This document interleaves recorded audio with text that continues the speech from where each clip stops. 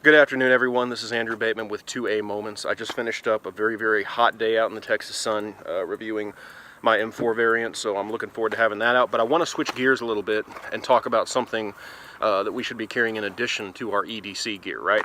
So of course we all think about, what kind of gun we carry, what kind of rounds we carry, how it's tuned, all this kind of stuff, so that if we, God forbid, ever have to be in a position to make a call to take a life, we are prepared both mentally and with what we carry. But we need to be just as ready and just as zealous about saving a life as God forbid, ever having to take one if we're put in that situation. And so today I wanted to talk about something else I carry everywhere I go now. That's this. This is my Blowout Kit. You could kind of call it an IFAK. It's my basic first aid kit. But it's a lot more than just Neosporin and, bandages and Band-Aids, things like that. And so some people have said, man, that's a little excessive. You don't need all that. Well, I'm going to tell you a story. It's been just about a year ago. I went to a seminar on updated techniques for gunshot wounds and trauma.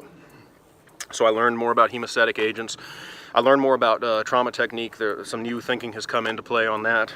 And so I was equipped with a new mindset on dealing with trauma. So two weeks after that, I went kayaking. 2 days before I went kayaking, this isn't the one I received, but I received an IFAK, a kit kind of like this, that had hemostatic gauze, tourniquets, all that good stuff. So 2 weeks after the training, and 2 days after receiving my first aid kit, I had a very serious kayaking accident. I'd gone out to Anahuac. I'm out in the swamp by myself. I slide my kayak in, it flips me out. No big deal. Usually I just get out and I try again. But this one was a little different because the slope going in was muddy, and it was a pretty good vertical grade. And the water, which was weird, it was really deep, like the shelf just dropped off. So I'm a big guy. I'm trying to pull myself out on a muddy bank that's got a lot of steep grade. And it's not happening. And to make matters more interesting, there's an alligator probably about 30 yards across the creek over there. And just a side note, apparently I need to stay away from alligators, because that, and also when I had my motorcycle accident, my 2 worst injuries have involved alligators. So beware the alligator. But anyway, so I'm trying to pull myself out, and I'm just not getting out. I keep sliding back in. And about the 3rd time I try to get out, I slide back in, and a root somewhere underneath the water, a tree branch or something, goes in the bottom of my foot and out the side. And I know, especially from the training I've just had, what to look for an arterial bleed, and I feel that blood pumping out in the water. So I'm thinking, I've got blood pumping in the water. There's an alligator over there. I'm not looking back to see if he's still there. My focus is getting out of the water. And I honestly really have a hard time telling you how I got out of the water. I just know finally I did. I got a hold of some branches or something. And I pulled myself up, but it took a while. And then I looked down. Of course, I had, bright red blood under pressure equals arterial bleed. So, normally I would have wrapped an old t-shirt around it or something like that, but rather instead, I knew about hemostatic gauze. I should have used a tourniquet. I'm going to say that in hindsight. I should have used a tourniquet. It would have been more efficient, would have been a lot less painful. But I ended up packing 12 feet of hemostatic gauze into my foot and then driving myself back to Houston, where the rest of the story is not pretty. It was a very nasty, painful, long recovery, but a very good lesson nonetheless. But Texas Law Shield, who I did the training through, they released an article later on saying that, member saves life using this training. And first I thought that was a little dramatic, because, it's like, I can't say that I came close to dying or whatever. It was just a painful ordeal. I started thinking, I could be wrong. I know there's guys out there who are schooled in this a lot more than me, so correct me if I'm wrong kindly, please. What we have 4, 5, 6 liters of blood running through us as for a standard adult, and we lose roughly a half a liter every 30 seconds, I believe it is, when we're pumping it out under an arterial bleed. So it took me a couple of minutes to get out of the water. Now, so I'm thinking it wouldn't have been too much longer before I probably would have blacked out, and then worse. So I'm not saying this to say woe is me or look how cool I am. I'm saying this to highlight the fact that had it not been for this and the knowledge that I'd obtained, I would have probably been laying by a river bleeding out, maybe with a t-shirt wrapped around my foot. Here is the IFAK opened up. You can see some of the stuff I've got. I've got some basic stuff, some Band-Aids and things like that, iodine, alcohol, that stuff. But of course, right off you see our tourniquets and things. So now we're going to go ahead and unpack this. All right, well, I have emptied out my IFAK, my Blowout Kit, and I want to just go through some of the primary things that I carry. This is kind of impromptu. I'm going to do something more in-depth later, but this is just kind of a little field guide, I guess, if you will. So first I carry some of the basic stuff. Yes, regular Band-Aids are great to have. They will come in handy. Iodine, alcohol prep pads, etc. Trauma shears. These things are great if you need to displace some clothing to get to a wound. And of course, it's one thing if you've got a guy who's got a t-shirt on, it's not such a big deal. But you got to think too, if you're in a battlefield or a law enforcement scenario, you may have fatigues, web gear, things like that to cut through to get to that wound. And these things can save you the seconds to save a life. Next, something a lot of folks don't seem to think about, a little survival blanket, okay? It's good if you get cold, yes, but you got to think about when people are losing blood, they're also losing body temperature. And they're getting down to hypothermia. It doesn't matter if it's like out here, it's about 114 heat index right now. People need these when they're losing blood. This can stop or can slow the inevitable in time to get you situated to go ahead and treat what needs to be treated. Now next, just some basic gauze from North American Rescue. You can't have too many of these. North American Rescue, by the way, not a paid endorsement, but quality stuff. So next, got an Israeli bandage. I've got a couple of these. You can get these too, just the regular bandages, but I like these. Some guys do, some guys don't. They got a unique system about them. I'm going to go into that at a later date in a different video. But it's basically, it's a pressure bandage, and it aids in putting pressure on the wound, of course, which helps to subdue the bleeding. So good to have these.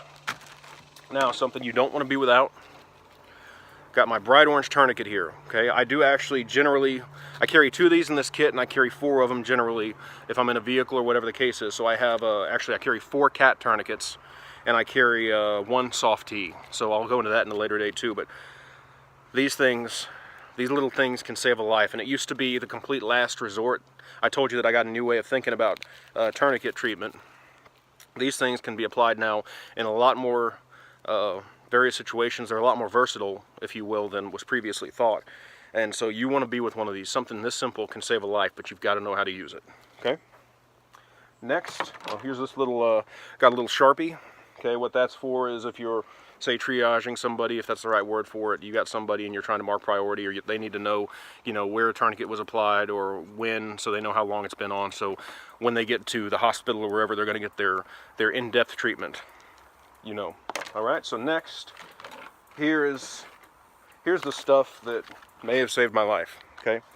2 different packaging, same basic thing. You got Quick Clot Combat Gauze, and I've also got Celox Gauze, which is essentially the same thing, made a little different. This one's made with some kind of shellfish or shrimp extract. I don't know what it is, but it's something like that. But these are hemostatic agents. They are bandages. They are gauze, okay? But they're treated with something when you pack the wound that helps the blood to clot. It's a clotting agent, so you don't bleed out. So this stuff goes fast, and you want to pack it in a, you want to call it, you have a wound cone. You want to pack it down towards the bottom along the sides. Anyway, we're going to go into that in a later date, and I'll have some demonstration for you as well. But this stuff is awesome. And they also have Celox pellets or something like that. It's just the clotting agent. It's not the gauze. It's kind of like, you know, a dust or something you put in there. I don't have any experience with that, but that is on the market. Next, important, carry a flashlight, okay? Especially you got dark conditions. You just never know what you're going to come up on. Be prepared for everything. This maybe should have been my first item, but I got some gloves. You always want these, and you want more than enough of these, okay?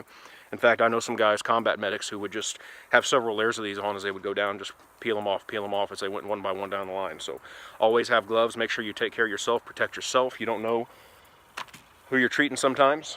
Now, next, this thing's a lot of fun. This is an NPA, a Nasopharyngeal Airway, if I said that right. I don't know. I had to have one of these put up my nose, and it was really not fun. But of course, if somebody's unconscious or whatever, this can make sure that they've got a clear path to breathe. So we're getting a little farther into it now, but you got to lube this up. Make sure you know that. Don't try this without lube. It's a very unpleasant experience. Tape's always a good thing. Now, again, the big 3, I would say, are, of course, tourniquets, hemostatic gauze, which we've looked at, and your chest seals, okay? These are dealt with when you have a pneumothorax, when you have, you know, say you have a hole in your lung, something like that. These are vented. You can get them vented, non-vented, and the only difference, if they're non-vented, generally you're going to have to burp them yourself, which means peel up a side, let some of that air go in so that the lung can reinflate. But these things are tremendous. They're easy to carry, they're compact, and they can save a life. Now, obviously, in a civilian application, probably never going to have to use these, and Lord willing, I'm never going to have to use any of this stuff again.